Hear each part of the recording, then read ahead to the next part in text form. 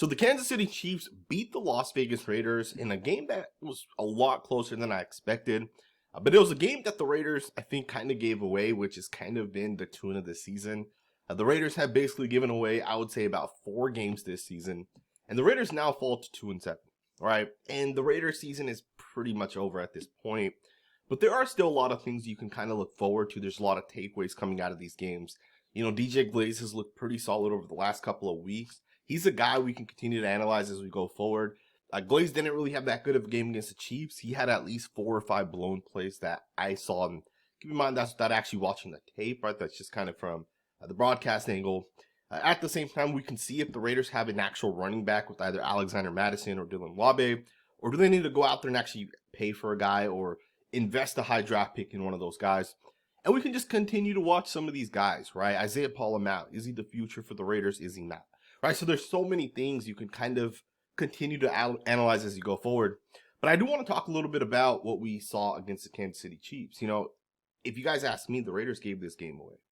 And I shouldn't say they gave it away, but the offense specifically did everything it could to make sure the Raiders are not ultimately able to win this game. There were so many moments across this game where the Raiders, had they just scored some points, had they done what was essentially gifted to them by the defense, I think the score of this game is essentially different. So the final score was 27-20. The Raiders ultimately ended up losing by a touchdown. But the Raiders were gifted a couple of defensive gifts, right? Essentially, the defense gave them a couple of really, really nice possessions. And the offense really weren't able to get it done. You know, there was a moment earlier in the game when the Raiders on the defensive side intercepted Patrick Mahomes. This was early in the third quarter. The Raiders intercepted Patrick Mahomes. They got the ball essentially all the way down to about the 2-yard line. And the Raiders went 4 straight plays, and the Chiefs defense held up. So the Raiders defense got the ball to literally the 2-yard line. You needed 2 yards to score a touchdown. And the Raiders offense was not able to get it done. On the first 3 possessions of the game, the Raiders ended up trying to run the football. You know, they have this mindset that we're physical. And, you know, by the time week 8, 7, 8, 9 comes around, you know if you're a physical team or not. And it's unfortunate because the Raiders are not a physical team, right? On the offensive side, the Raiders have not built that, right? They may be building towards it, but they're not that today. And, you know, it's unfortunate because most coaches kind of go away from the mindset and they recognize what they are and what they aren't. But the Raiders, for some reason, aren't willing to do that. The Raiders continue to push this ideology that they're a physical football team. They're going to run over people when they're not that, right? You can watch any of the Raiders games up to this point. They are not a physical football team. So on this possession that we're talking about, they're at the 2-yard line. They tried running it 3 straight times. They end up going backwards, right? They lost like 2-3 yards on some of those plays. They go for it on 4th down, and then there's pressure. I believe it was DJ Glaze that ended up losing. Gardner Minshew's pretty much instantly pressured. He tries to run through the gap, and he ends up getting sacked by whoever the right guard was blocking. I'm not sure exactly who it was. But to me, those are moments where you win or lose football games. So the Raiders, I think, in that moment ended up losing the game. Now, there was a drive right before that where the defense forced a 3 and out. The Raiders forced the punt essentially, and the punt was returned like 15, 20 yards. On top of that, we got an extra 15-yard penalty at the end of the play. The Raiders started with the possession at the 32-yard line. So they only had to go 32 yards essentially right here on the plus side of the field. And the Raiders ended up only picking up, I think, about 10 yards on that one, and then they had to settle for a field goal. On that drive specifically, I think we had a full start by the right guard, Jordan Meredith. I think it was called on Jackson Powers-Johnson, but from what I saw, it looked like it was on Jordan Meredith.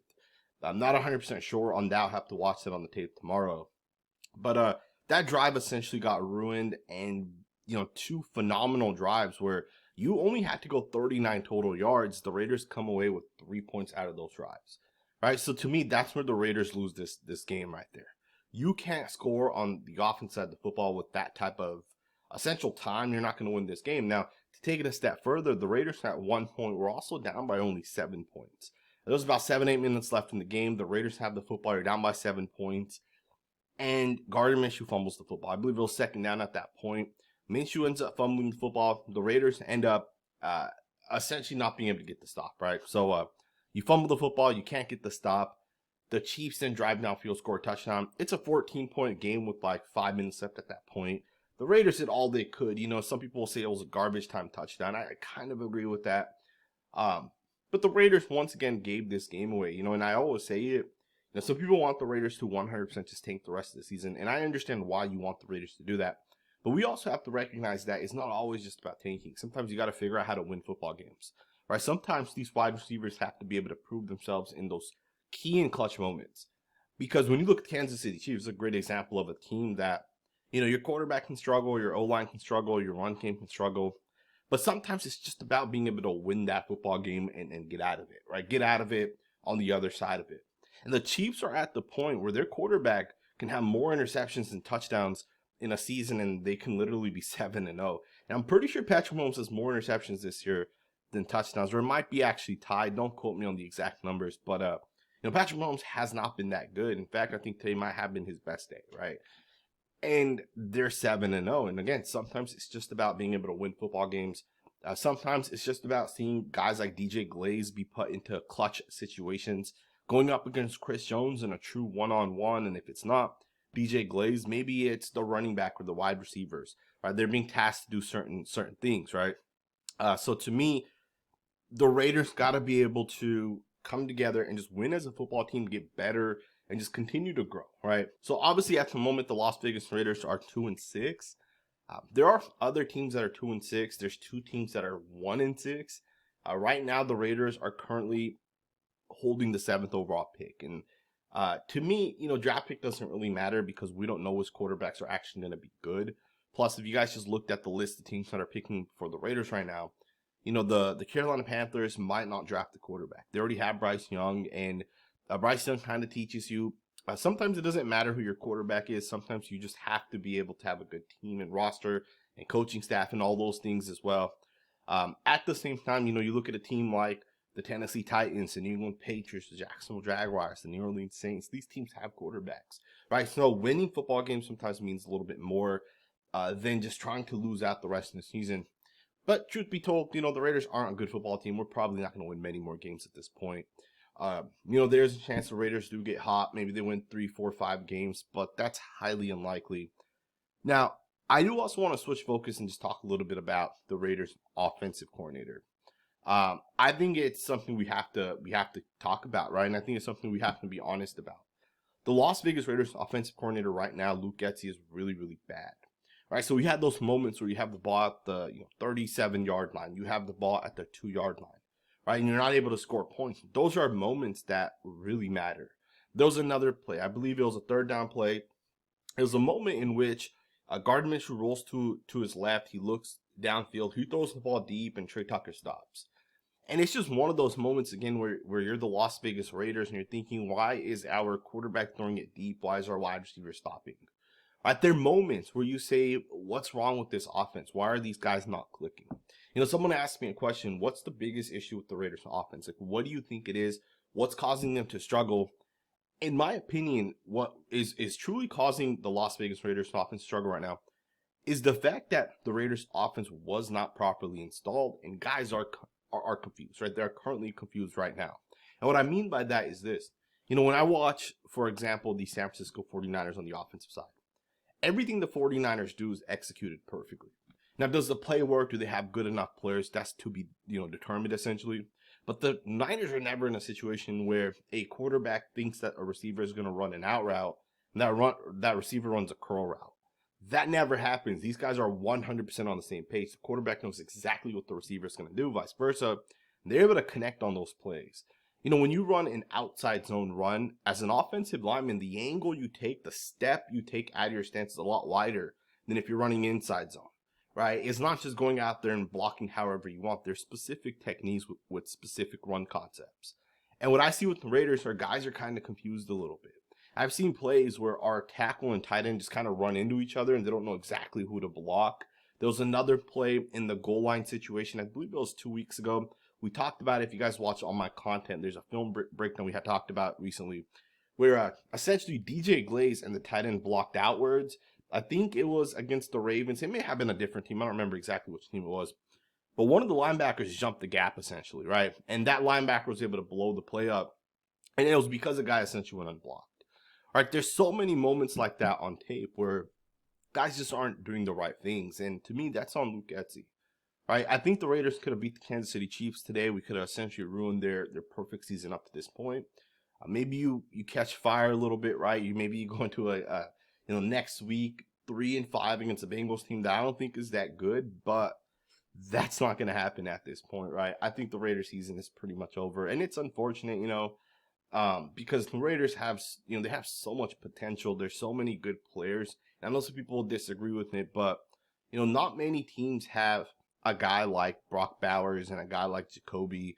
Not a lot of teams have, those type of talented players. And it's not great, right? But we got guys like Alexander Madison. We got guys like Zamir White. And I think those guys are not having as much success because of the scheme, right? I feel like the fact that the blocking angles aren't correct. Guys are running into each other. Guys don't know exactly who to block, right? All the little things. I feel like that stuff right there adds up, and then guys like Zamir White struggle. Today, we ran a play with Zamir White where this guy ran outside zone again, and it doesn't make sense because Antonio Pierce had told us this, right? He literally told us this, I believe it was after week 1 or 2. He told us that it doesn't make sense.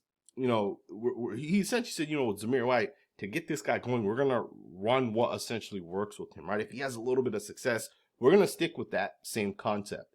Essentially, he was saying that, hey, we ran power. I believe it was against the Ravens at the end of the game. We ran power multiple times, and it worked. Zamir White had like 30, 40 yards. We're going to stick to what essentially works. But today, we didn't do that. Today, we ran outside zone once again with Zamir White. And the thing with that play specifically is the fact that Zamir White had 2 carries. One of them went for essentially 7 yards, right? And then the other one, it actually went for 4 yards. And then the other one ended up losing 5 yards. He had negative 1 yards essentially today, right? And the thing with that play is it was 2nd and 7. And we lose 4 or 5 yards. And you're now in the 3rd 11, 3rd and 12. And then we ended up punting the football, right? And the Chiefs got the ball. It was a short possession by the Raiders. They went right downfield. They scored a touchdown. It's just moments like that the Raiders just got to clean it up. We even had Desmond Ridder come in on one play, although it was a penalty, so the play did not count. But it did look like the Raiders were running some sort of read option, but I do think he would have handed it off based off of when the whistle kind of got blown, and it looked like he kind of handed it off. But at this point, I don't see what the Raiders really gain with Gardner Minshew. Not saying that I think Minshew's the problem with the Raiders. I honestly think Minshew is a better quarterback than Luke Getsy is an offensive coordinator, right? I really think Gardner Minshew is better. And what's crazy is that's kind of a crazy statement to make. Gardner Minshew is better than Luke Getsy, but I think that's a fact, right? I really do think that. And with that, I think the Las Vegas Raiders just got to figure out how they're going to go forward as a football team. If it's up to me, if I'm Antonio Pierce, I'm firing this guy today, right? It just doesn't make sense not to fire him. Right? It doesn't make sense not to fire a guy that, it's one of those things where when you look at a guy like Getsy, he doesn't know what he's doing, not a good play caller. You're almost tanking the rest of the season if you don't essentially fire this guy, right? Because you're now saying that you think this guy's gonna somehow be able to turn it around and somehow get it done. As opposed to we saw last year, if you're able to actually, let this guy go or fire this guy and someone else comes in, it at least gives the team hope, right? So I do hope that the Las Vegas Raiders fire Luke Getsy. I think he's one of the worst offensive coaches in the NFL. And I'll just say it one more time. There was a time in the offseason where I was saying this guy's a bad coach. He was bad with the Bears. I watched the Bears for the Football Scout channel. This guy's not a good coach. People argued with me. I remember going on live shows. I remember going and talking to friends of mine and just putting it out there in videos that I don't have trust in Getsy. And people were like, maybe it was Justin Fields. Maybe it was this. Maybe it was this. And at the end of the day, I think it's pretty clear that Luke Getsy was always the issue with the Chicago Bears. Not saying Justin Fields was a great quarterback, but you can just see, right? Some offensive coaches that are really, really good will get the best out of their quarterbacks no matter who. Right, and we saw that with Gardner Minshew when Gardner Minshew was with the Indianapolis Colts. Right, he almost took that team to the playoffs. I think his record with the Colts was like 8-6, so he had a winning record with the Colts. And I would make the argument the Colts weren't even that good of a team last year. Right, I would say from an overall team perspective, I would say the Raiders are better. I would say we have better weapons coming into the season. Right, at least in week 1 of this season, we had better weapons. It might not be the case anymore. Right, Devontae's obviously not here. Michael Mayer's basically been hurt the entire season. Zamir White obviously hasn't been that good. Trey Tucker's kind of been average. But I would make the argument that the Raiders as a team, even on the defensive side, right, we still have a very, very good defense. And I still stick with that. Some people think that Patrick Graham hasn't been a good coach. I disagree, man. Patrick Graham has been a phenomenal coach. The Kansas City Chiefs scored 27 points. But some of these points also came because the offense kind of couldn't do their thing, right? There was a fumble by Gardner Minshew that led to 7 points today. Last week, I think it was a pick 6 or a fumble 6. I think there was also another play where they got short possession, and that's kind of been the case this entire season. Even the Chargers in week 1 had essentially they had like 6 free points off of 2 turnovers. The offense is making it a lot harder on the defense right now, right? And I think the Raiders got to figure out how to bring in a new coach that just designs things better. One of the things I saw earlier this morning, I was watching the Cincinnati Bengals game. The Bengals got to like the 4 or 5 yard line, and they designed a play that I had never really seen. Right, it's not a play I've never seen necessarily, but the concept behind it was brilliant. Right, the Bengals essentially came out in shotgun. There was one running back to the right. Jamar Chase was out there towards the left. He gets motioned in next to the running backs. You got a running back. You got next to the quarterback. So you got Jamar Chase, quarterback, running back, right, in the backfield, in shotgun. The running back ends up going in a motion to the outside, and you see a guy follow him. He comes back this way, and the guy that was lined up on Jamar Chase was a safety. You put that running back in a motion to the opposite side, and that safety has to switch with the linebacker that followed the running back. They ended up switching. Jamar Chase ended up getting one-on-one with the linebacker coming out of the backfield. Right, that's creative things, right, to be able to score touchdowns in the red zone. I haven't seen Luke Getsy do anything creative. I haven't seen him do anything different this year. And I think with that, it's one of the reasons why he's just not a good coach. So, again, I hope the Raiders make the switch. I hope they fire this guy. At this point, I can call better plays than Luke Getsy. I'm sure of that. I'll just throw it up to Brock Bowers on every single play, especially down the goal line. And I'm sure our chances are a lot higher than trying to run the football on the best defensive team when it comes to defending the run, essentially, right? The Chiefs have a phenomenal defense, and we tried being a physical or bully team to that. It just doesn't make sense, man. We'll see what ends up happening. We got the Cincinnati Bengals next week. We'll see what ends up happening. I hope you guys enjoyed this video. Let me know what you guys think in the comments below.